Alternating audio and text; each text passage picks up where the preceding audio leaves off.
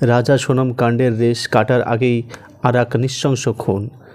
ডাকবাংলা এলাকায় বানপুলের পাশে একটি পরিত্যক্ত ও ভাঙাচোরা দোকানের পাশ থেকে আলতাফ শেখের ঝুলন্ত মৃতদেহ উদ্ধার করা হয়েছে। তার গলায় দড়ির ফাঁস লাগানো ছিল। পুলিশ ঘটনাস্থলে এসে মৃতদেহ উদ্ধার করে কানাপুকুর হাসপাতালে নিয়ে গেলে চিকিৎসকরা তাকে মৃত বলে ঘোষণা করেন। স্ত্রীর বহির্ভূত সম্পর্কে বাধা দেওয়ায় স্বামীকে খুন করার অভিযোগ উঠছে এবার স্ত্রী ও তার প্রেমিকের বিরুদ্ধে।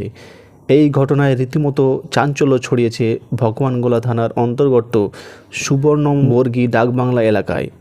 মৃত ব্যক্তির নাম আলতাফ শেখ, বয়স 55, বাড়ি মহিষাস্থলী গ্রামের পঞ্চায়েত ডাকবাংলা এলাকা। ডাকবাংলা এলাকায় বানপুলের পাশে একটি পরিত্যক্ত ও ভাঙ্গাচোরা দোকানের পাশ থেকেই আলতাফ শেখের ঝুলন্ত মৃতদেহ উদ্ধার হয়েছে। স্থানীয় সূত্রে জানা গিয়েছে, আলতাফ শেখ দীর্ঘদিন বিভিন্ন রাজ্যে কাজ করতেন এবং সম্প্রতি তিনি বাড়ি ফিরে আসেন এবং বাড়ি ফিরে জানতে পারেন তার স্ত্রী ইদোলা বিবি তার প্রতিবেশী সালাম শেখের সঙ্গে একটি অবৈধ পরকীয়া সম্পর্কে জড়িয়ে পড়েছে।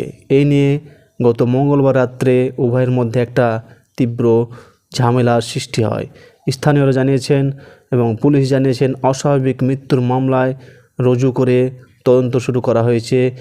ঘটনার পর থেকেই স্ত্রী ও তার প্রেমিক পলাতক। সম্প্রতি রাজা রঘুবংশীকে হত্যার অভিযোগে তার স্ত্রী সোনাম রঘুবংশীকে গ্রেপ্তার করেছে পুলিশ। রাজা রঘুবংশী এবং স্ত্রী তার সোনাম, তেনারা হচ্ছেন ইন্দোরের বাসিন্দা।